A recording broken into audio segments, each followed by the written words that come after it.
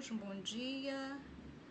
Hoje, continuando a leitura do livro Mente, Caráter e Personalidade, volume 2, com o tema O Regime Alimentar e a Mente, no capítulo 41.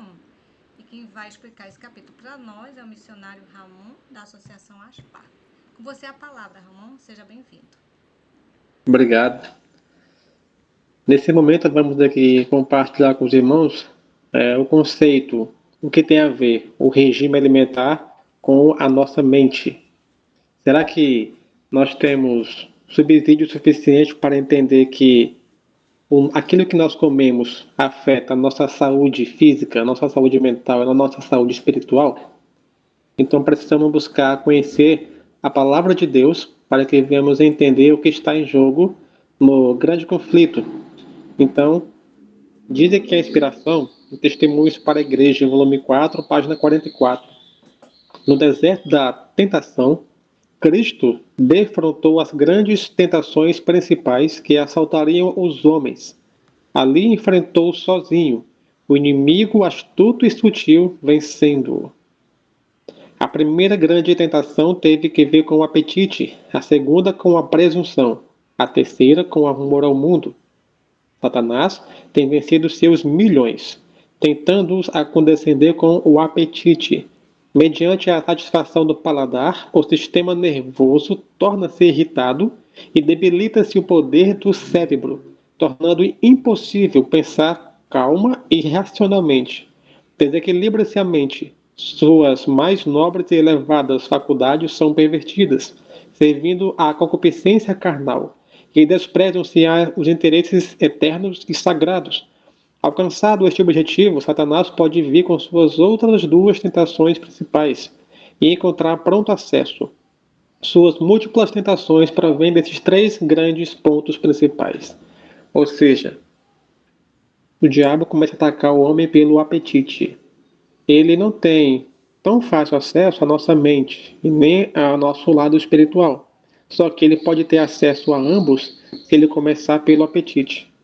Foi assim que ele alcançou o poder sobre Eva.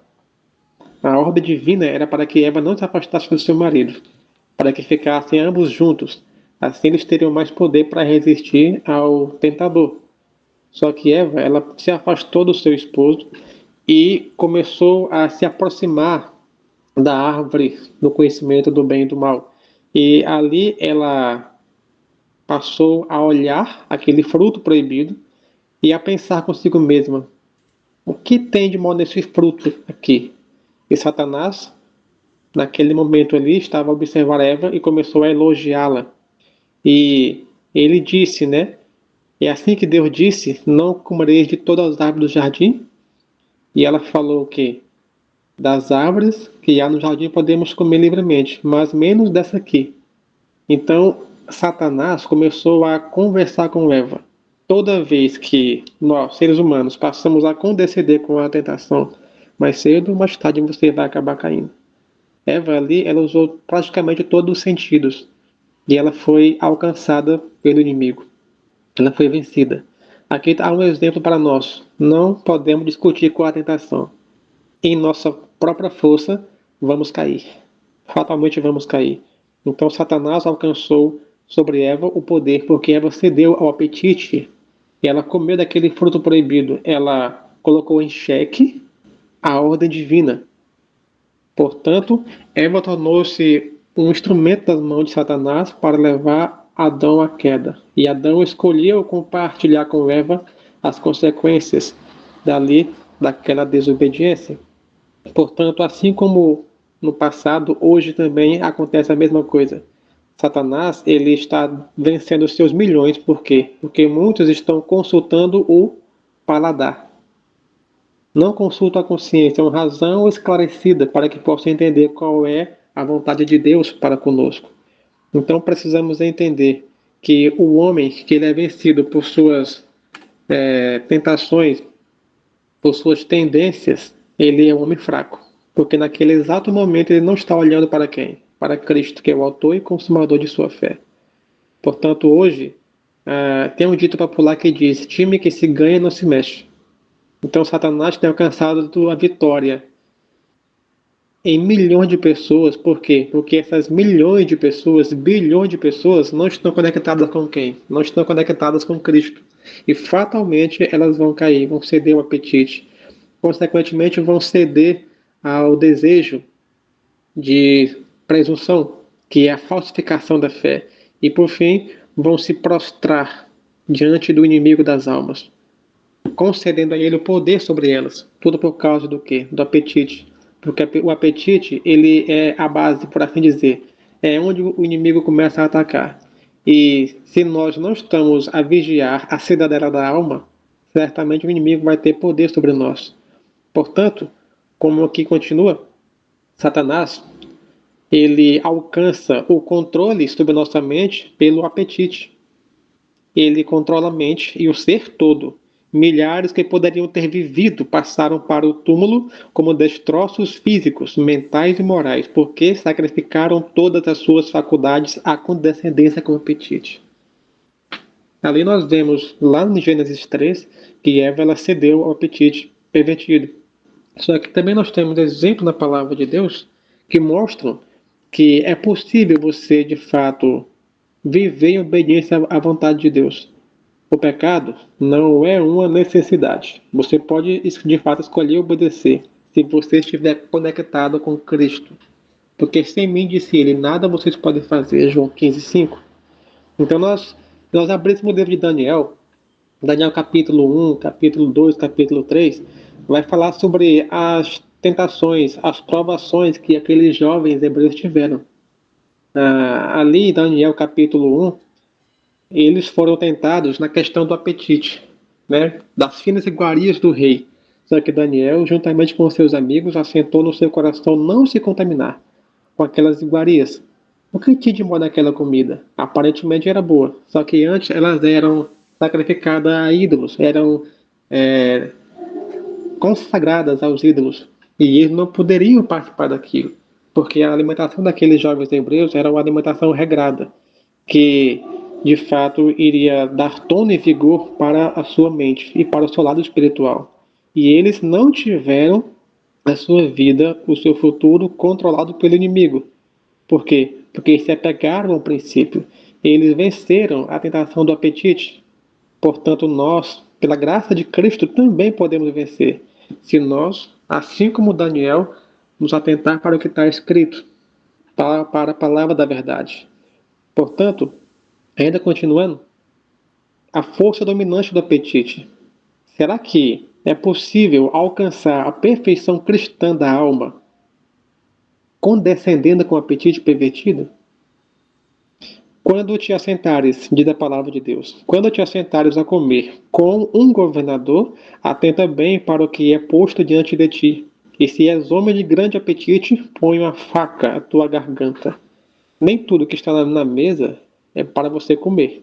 A mesa pode estar repleta de alimentos, mas você deve escolher aquilo que de fato vai nutrir o seu corpo de maneira adequada, sendo temperante, para que Deus venha a ser honrado. A força dominante do apetite demonstrar-se-á a ruína de milhares, quando, se houvesse triunfado nesse ponto, teriam tido força moral para ganhar a vitória sobre qualquer outra tentação de Satanás. Os que são escravos do apetite, no entanto, deixarão de aperfeiçoar o caráter cristão. Olha aqui.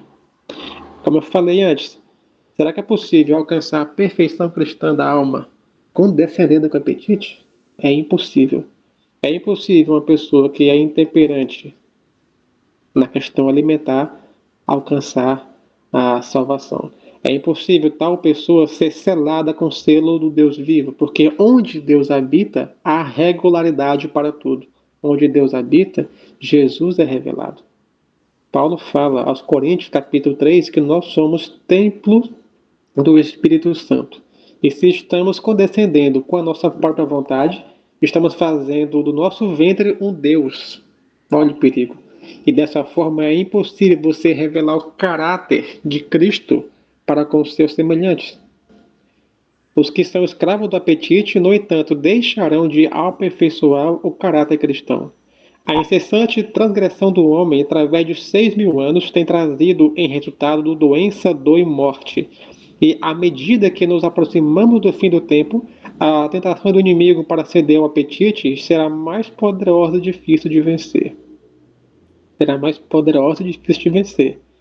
Não quer dizer que é impossível, mas se nós não estivermos conectados com Cristo 100% do tempo, se nós não estivermos vigiando em oração, nós certamente seremos levados pelos enganos.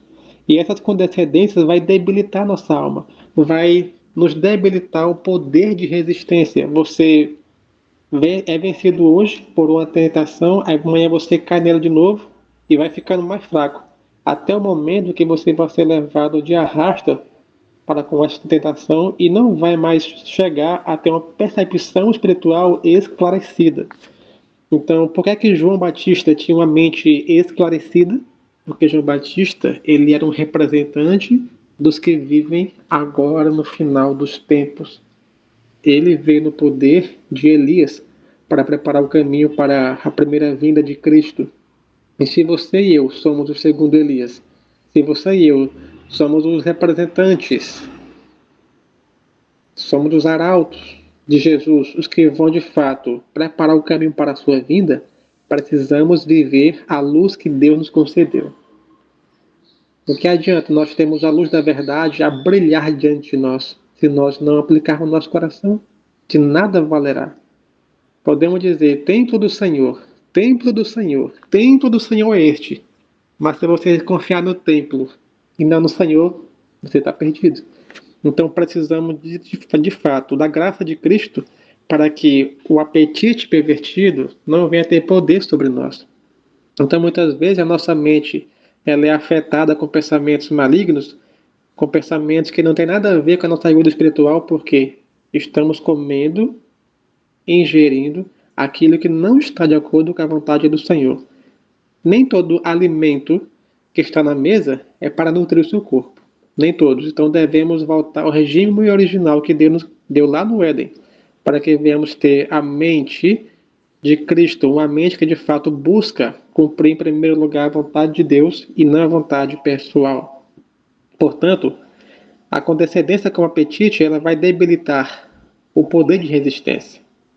Essa condescendência é a maior causa da debilidade física e mental e está junto ao alicerce da fraqueza que se patenteia por toda parte.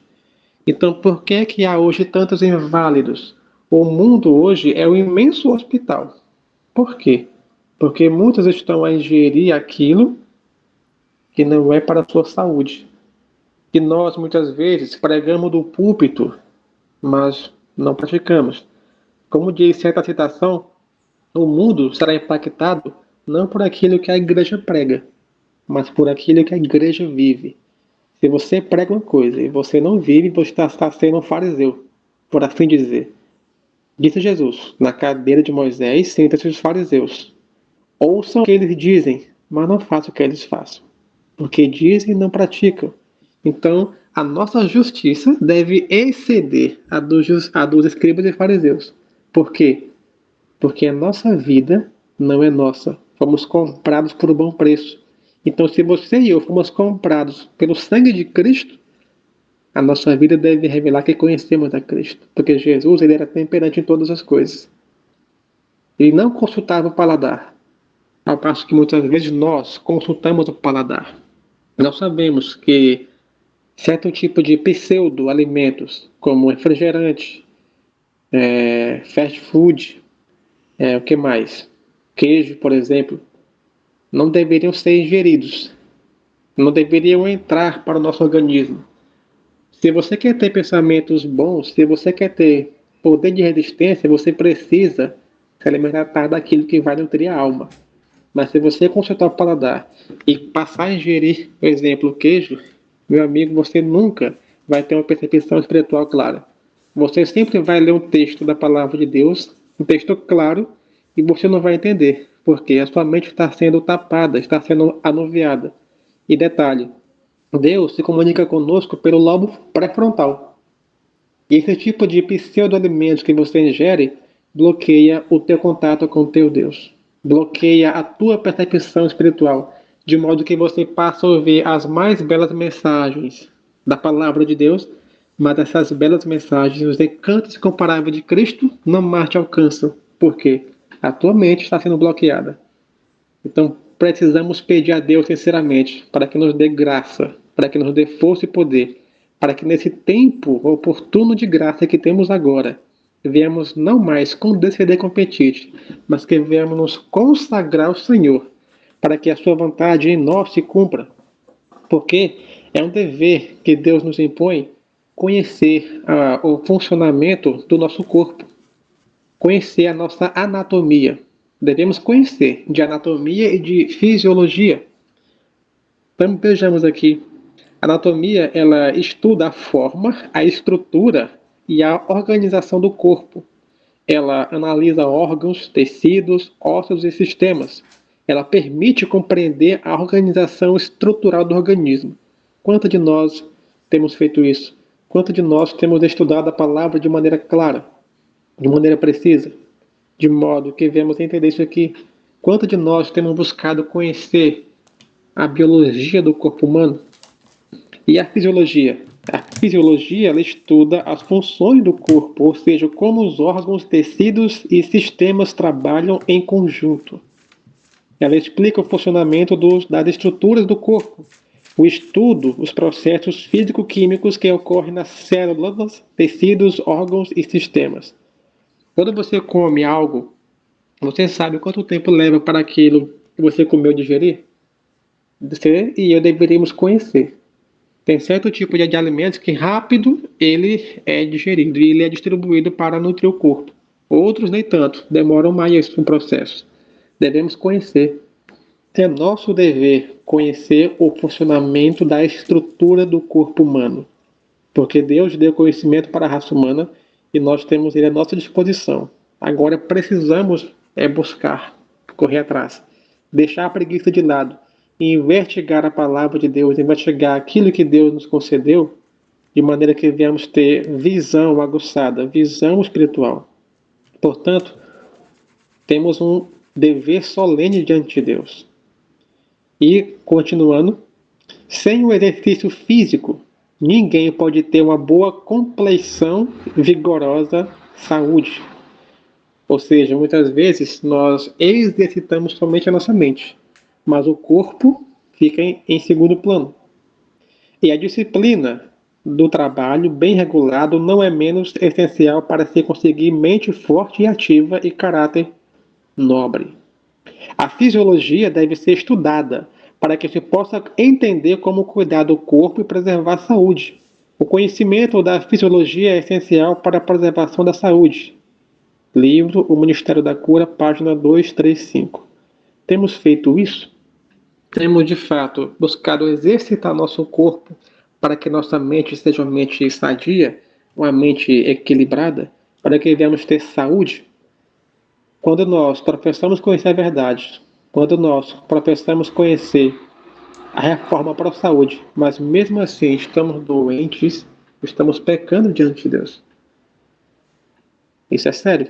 Quando você conhece a verdade, mas por condescendências prejudiciais você fica doente, você está pecando diante de Deus, você está roubando o seu próximo, roubando a oportunidade dele conhecer a verdade através de você. Então precisamos de fato consultar não o nosso paladar, mas consultar a vontade do Senhor, para que venhamos compreender quão sérios são os momentos que estamos a viver. Portanto, o vigor mental depende do corpo. Se você e eu quisermos ter uma mente esclarecida, se você e eu quisermos ter uma mente forte, precisamos ter um corpo sadio. É como diz um dito popular, se eu não me engano, mente sã e corpo são. Diz aqui em 1 Coríntios 6,16: Não sabeis vós que sois o templo de Deus e que o Espírito de Deus habita em vós? No passado, Jesus ele habitou entre o seu povo. O anjo falou que o seu nome será chamado Emanuel, que quer dizer Deus conosco, Deus entre nós. E hoje, Jesus, ele quer habitar em nós, pelo seu Espírito. E se Jesus está em nós, em você, o que é que ele vai fazer com você? Vai te dar força e poder para que você venha vencer como ele venceu. Essa é a chamada. Você e eu fomos chamados a vencer como Cristo venceu. Porque onde Deus habita, não há espaço para condescendências prejudiciais à saúde. Onde Deus habita, não há espaço para o pecado. Diz aqui, Mente, Caráter e Personalidade, volume 2, página 387. Obedecei aos princípios da reforma de saúde e educai outros a fazerem o mesmo.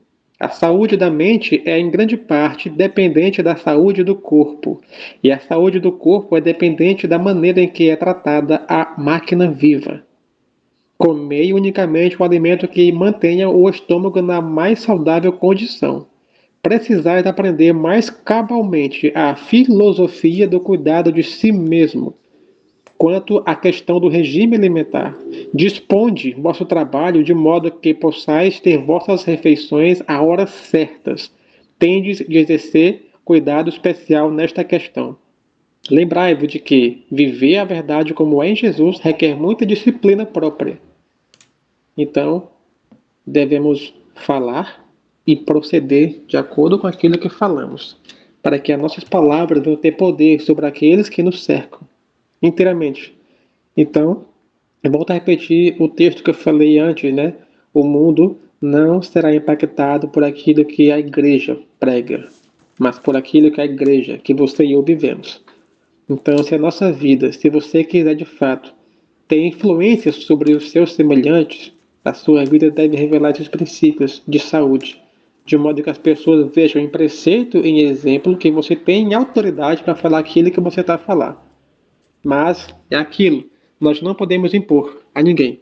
Devemos mostrar às pessoas, devemos mostrar as relações que há entre a mente e o corpo. Então, se de fato fizermos isso e permitirmos ser um instrumento nas mãos de Deus, vamos salvar muitas pessoas da ruína eterna. Por quê? Porque vamos levar elas a pensar da causa para o efeito. Vamos levar elas a pensar racionalmente. Detalhe, muitas vezes nós não pensamos racionalmente porque nosso estômago está abarrotado. E quando o estômago está abarrotado, isso traz o quê? Traz transtornos mentais. Traz gases. E esses gases afetam a nossa mente. E, consequentemente, uma das consequências vai ser isso aqui, ó. Esquecimento. A maioria das pessoas hoje, uma boa parte das pessoas tem esse problema de esquecimento. Mas o esquecimento em si, ele é pecado. Por que esquecimento é pecado? Diz aqui, és um glutão quando à mesa. Esta é uma grande causa do teu esquecimento e perda da memória. Aqui a irmã White está dando essa advertência para um certo irmão. Comer demais traz o quê? Demência mental, traz esquecimento. Então, para que nós não venhamos ter esquecimento, precisamos fazer o quê? Consultar não o paladar, mas consultar aquilo que é de acordo com a vontade de Deus para manter nosso corpo no melhor estado possível de saúde. A intemperança no comer, mesmo de alimento saudável, tem uma influência prostradora sobre o organismo e embota as emoções mais agudas e santas. Se nós não soubermos comer até um alimento saudável, isso vai também nos prejudicar. A estrita temperança em comer e beber é altamente necessária para a preservação da saúde e o vigoroso exercício de todas as funções do corpo. Hábitos estritamente temperantes, combinados com o exercício dos músculos, assim como da mente, preservarão tanto o vigor mental como o físico, proporcionando poder de resistência aos que se dedicam ao ministério, aos redatores e a todos os outros de hábitos sedentários. Como um povo, com toda a nossa profissão quanto à reforma de saúde, comemos demasiado. A condescendência com apetite é a maior causa de debilidades físicas e mental, e jaz no alicerce, na base da debilidade que por toda parte se mostra. Como eu falei lá atrás, né? A irmã White diz que Satanás está vencendo seus milhões, porque essas pessoas estão consultando mais uma vez o paladar. Eu estou sendo aqui repetitivo. Por quê? Porque Jesus, ele repetia. Deus, ele é didático. Ele repete as profecias de várias formas e maneiras para que se encaixe em nossa mente, para que venhamos a entender os tempos que estamos a viver. Assim quanto a questão da reforma de saúde, é uma questão de suma importância. Quando entendemos o princípio e praticamos na nossa vida, seremos bem-aventurados. Mas quando nós conhecemos a verdade e nós não praticamos a verdade, estamos a negar a Cristo. Estamos a negar a pessoa de Jesus. Portanto, quando nós estamos buscando consultar nosso paladar, vamos nos afastar mais e mais da presença de Deus. Em especial, as nossas reuniões. Eu já falei algumas vezes, né? Essa questão, muitos não se atentam, outros, por assim dizer, não gostam, mas é uma solene realidade. Na minha opinião, pelo que a gente vê ultimamente, os juntas panelas na igreja traz mais malefício do que benefício. Porque dificilmente você vê junta panela de frutas, de pão integral, de verdura. Dificilmente. Mas quando você de fato está buscando viver os princípios da verdade, você precisa consultar não o que outros estão a falar, mas o que está escrito, de acordo com a palavra de Deus. Então nós fomos chamados, todos nós somos chamados para sermos santos.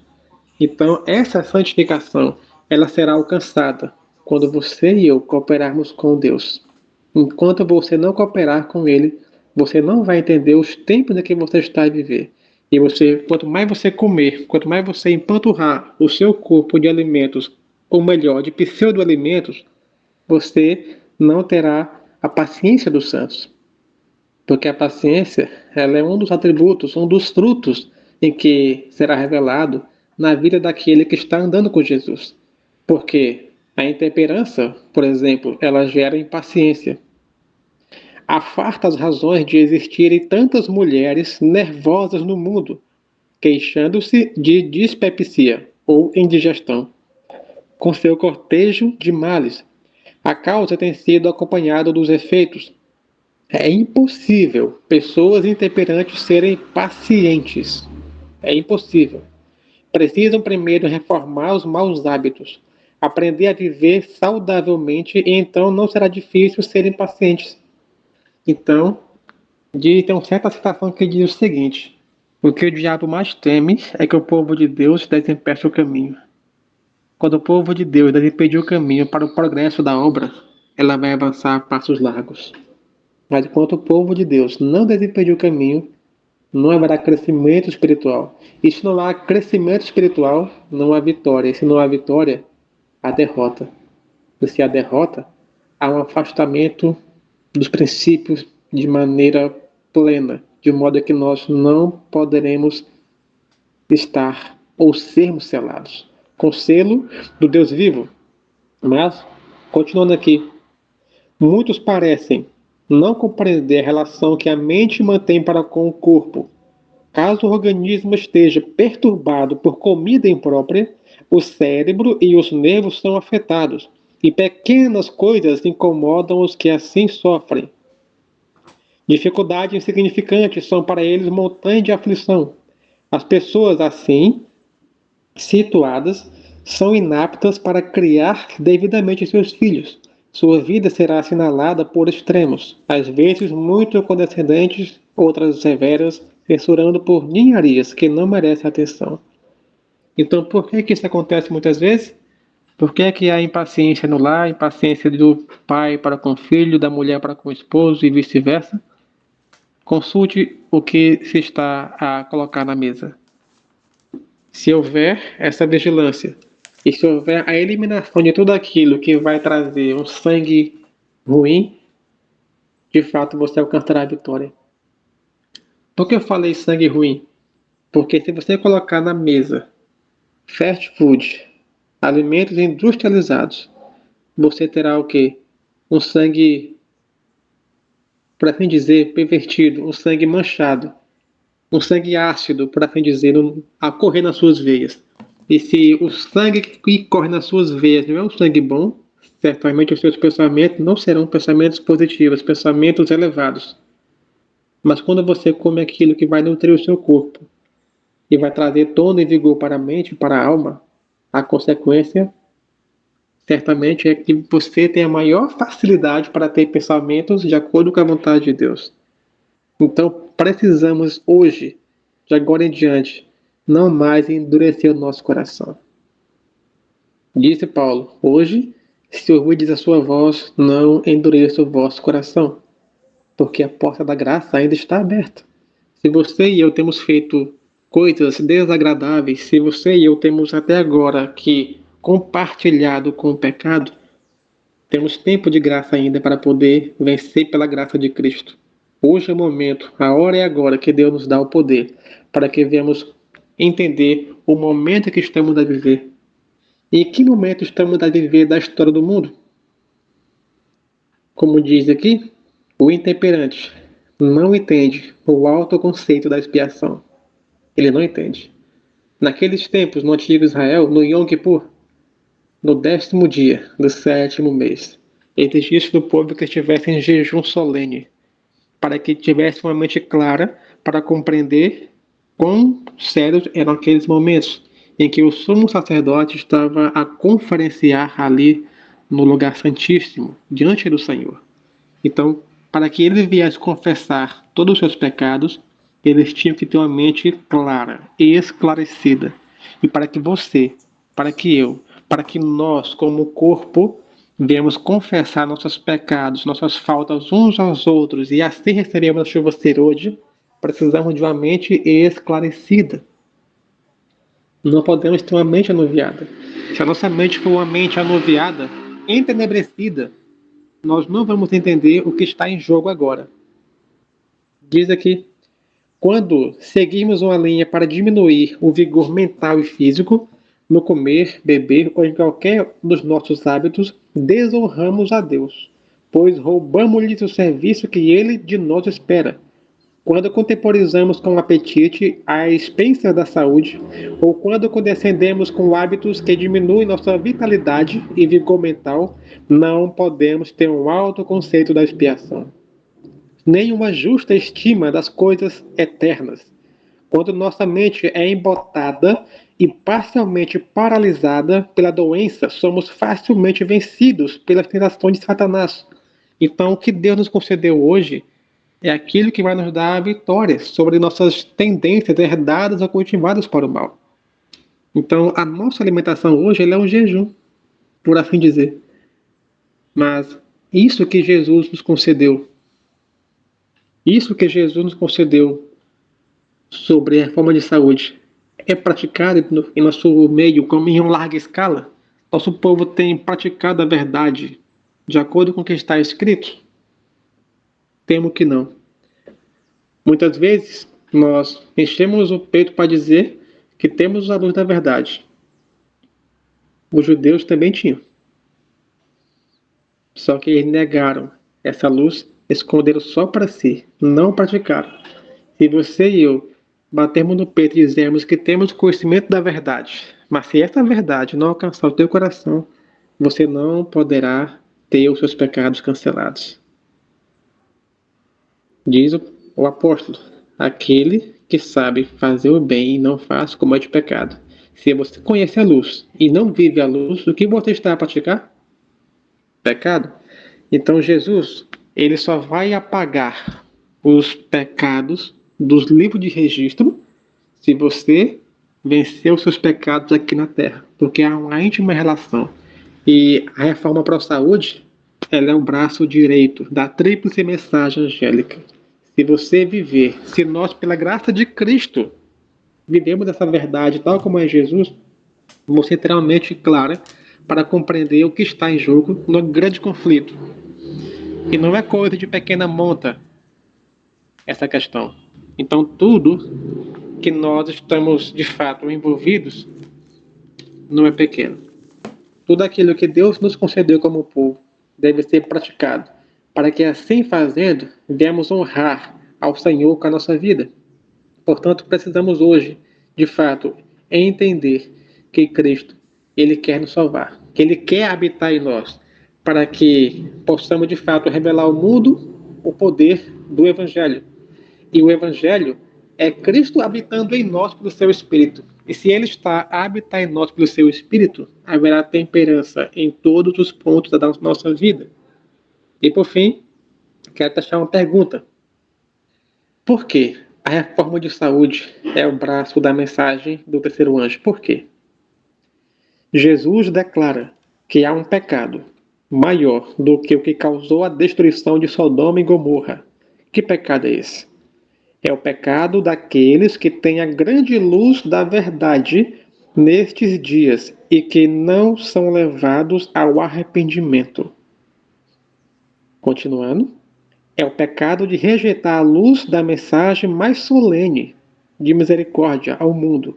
É o pecado daqueles que veem a Jesus no deserto da tentação, curvado como se estivesse em agonia mortal por causa dos pecados do mundo, e que a si mesmo não são levados ao arrependimento cabal. Nós temos o conhecimento de tudo isso.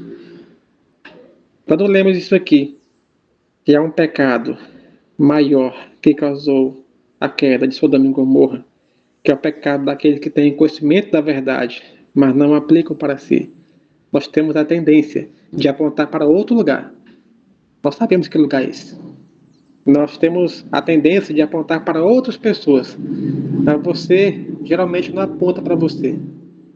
O que tem te impedido de conhecer a verdade? O que tem me impedido de conhecer a verdade tal como é Jesus?